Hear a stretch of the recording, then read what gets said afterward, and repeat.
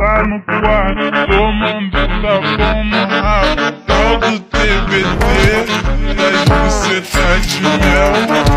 Hoje você pode com a tropa da Chucabel. Dime lo que quieres. والعود جينا وكجم يومه جبا عدنية غام عدنية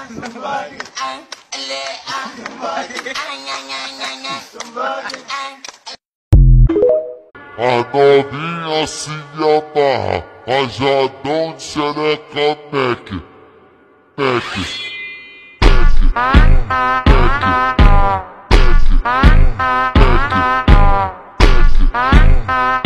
میخوای گوشیتو به تلویزیونت وصل کنی اما بلد نیستی، اصلا نگران نباش. توی 5 ثانیه بهت یاد میدم. صفحه گوشیتو میاری پایین، قسمت اسمارت ویو یا بازتابنده رو میزنی، کل تلویزیونا رو برات میاره. مثلا مدل این تلویزیون کیونود 916 است که اینو که بزنید.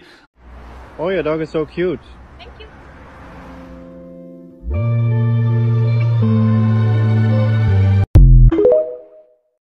اگه فقط این چیزا رو بخوری چقدر زنده میمونی؟ بریم تو کارش. اولی نمک 7 روز چون ارزش غذایی نداره و آب بدنت رو از دست میدی. بعدی قهوه 8 روز کافئین بدنت زیاد میشه و نارسایی قلبی پیدا میکنی. بعدی نوشیدنی انرژیزاب 11 روز. بعدی روغن زیتون. هیچ ماشینی نتونسته تا به حال رکورد این هیولای زمینی رو بشکنه. این ماشین سریعترین وسیله نقلیه زمینی است که تا به حال ساخته شده. اسم این ماشین تراس SSC هست که مخفف اسم تراس سوپر سونیکه. این ماشین 2 موتور فوق العجیب داره که